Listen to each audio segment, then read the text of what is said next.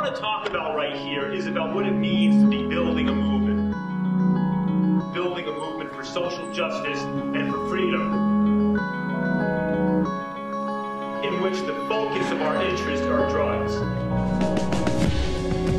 People are always asking us, who are we? Who are we, the drug policy reform movement? Well, like this.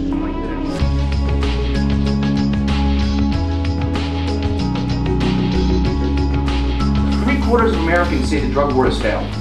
3/4 of Americans also want to continue doing the same thing. They haven't been presented with another option. This gives us an incredible opportunity to point that out to them. Right now in the United States, we're 5% of the world's population. We're 25% of the world's prison population. We rank first in the world per capita in the proportion of our population that's behind bars today. We lock up in America more people on drug charges, about 500,000 a year, than all of Western Europe locks up for everything. And they have 100 million more people than we do. So we are talking about the highest rate of incarceration in the history of democratic societies, the highest rate of incarceration in American history. And what's the #1 thing driving that? The war on drugs. Drugs have no inherently criminal or violent qualities to them. What causes the crime and the violence in the drug trade is the fact that it's a black market.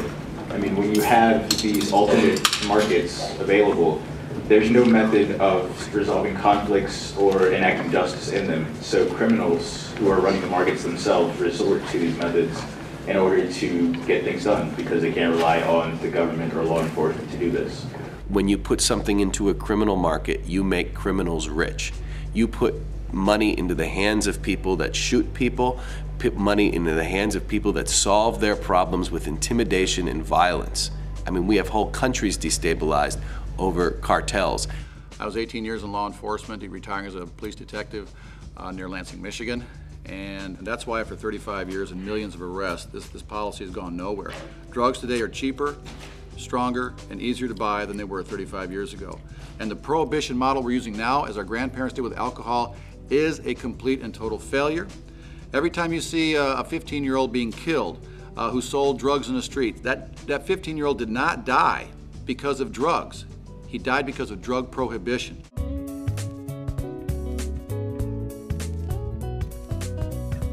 Hi, I'm Chris Crane. I'm the Executive Director of Students for Sensible Drug Policy. We're the largest student grassroots organization working to find alternatives to what we consider the failed war on drugs.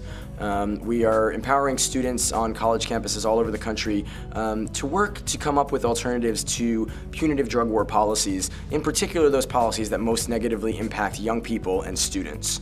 So SSDP is an amazing opportunity and an amazing medium in which to communicate the faults and the flaws of current policies and show people that if we become motivated enough, that we can make sure that the information that the federal government is spreading throughout the country to its citizens is accurate, that it's informed, that it's statistically and scientifically backed up, and that it's at least, if nothing else, based in common sense. The war on drugs has always been launched in the name of protecting young people. And I think because of that, it's really incumbent on us as young people to say, you know what, no more, not in our name, stop fighting this war in our name, and it's really up to us to put an end to this war on drugs once and for all. People talk about we got to protect the kids, and if somehow we legalize marijuana, that's going to put kids at risk. And I say to them, why do you think the war on drugs is protecting our kids? Who in America has the best access to marijuana today? It's the kids. Who had the best access 10 years ago? The kids. 20 years ago, 30 years ago, the kids. 10 years from now, the kids. In fact, when the adults say that we need a war on drugs, we need to keep pot illegal to protect the kids burst out laughing. In fact, I know people my age and they say, well, where can we get some marijuana? You know what the most common response is? Ask your kids. I don't want to legalize marijuana or drugs because I want to get high. I can already do that. That's no problem. What I am sick and tired of is paying the federal government to pursue a policy which has been statistically proven in every way to be completely ineffective. The war on drugs has increasingly become a war on youth. If you look at the data out there about who is actually arrested for drugs in this country, it is predominantly young people. Over 50% of marijuana arrests in this country are for people under the age of 29 years old. We're targeting youth through programs like random suspicionless student drug testing in public schools that treat all students as if they're criminals, as if they are guilty until proven innocent. We have the law like the HEA alienation penalty that takes away financial aid from students with drug convictions. We have the Office of National Drug Control Policy paying for propaganda ads that directly target young people with lies about drugs and drug policy. One of our big campaigns is something we call the Campus Change Campaign, and that's a campaign where we encourage our activists to try and change punitive drug policies on their campuses. I'm so impressed by everything that you guys are doing on campuses. I'm so impressed that that you are willing to, besides all of your core study, create a society at your campus, which is one that you want to live in. Passion is about half of activism. The other half that we cannot forget is that we're creating something while we're tearing something down. As young people, especially in a college setting, we have a particularly influential role to play in the push for serious drug reforms. We can see historically throughout American history that it's been the young people that have promoted and enacted the most influential, positive, and powerful changes in our society, whether you're talking about the civil rights movement or any number of other social justice movements throughout our history. It's been the young people, the people who are coming across these newly recognized sense of rights, realizing that they're being abused and recognizing the need for change. And that is what makes any social justice movement succeed. None of them have ever succeeded without a big, bold student movement. And here we are. We've got it, we're growing, and we're taking over. I think that SSDP has the tools, the young people, to create change in this country like never before. If the 18 to 27-year-olds voted in the 70th percentile, there would be a political revolution in this country. And I think that SSDP is one of the premier organizations in the country in and around not only drug policy, but basic human rights. It's just so great to be involved with Students for Sensible Drug Policy. I have made the best friends of my whole life, and you just meet so many great people, not only on your chapter but at other schools. And now I have, good friends in Canada and Texas and, California, and just from all over the United States and Canada. There's people like us everywhere, and you shouldn't feel like that you're alone in this.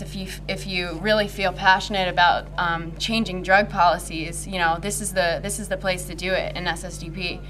I do what I love for a living because I got involved with SSDP when I was in college, and I think a lot of people can take solace in that there are going to be opportunities for them when they get out if they make a name for themselves on their campus. The drug policy reform movement, we are essentially the new social justice movement on the block. We are the movement today that is growing faster than any other, that is fighting for individual freedom, that is fighting for social justice, that is fighting for fairness, that is fighting for compassion and public health and human rights. And we stand on the shoulders and follow in the footsteps of other movements for social justice that have preceded us. We're the gay rights movement, the movement for civil rights, the movement for women's rights, even the movement to abolish slavery and the slave trade. Every one of them were movements for freedom, individual freedom and social justice. Every one of them took on vested interests. Every one of them took on movements that played to people's fears about their women and children. Every one of them had to start with virtually no resources and claw their way to power. But ultimately they triumphed, just as we will, because what we're fighting for is right and because what we're fighting for is just. The bottom line is it comes down to the war on drugs is not working.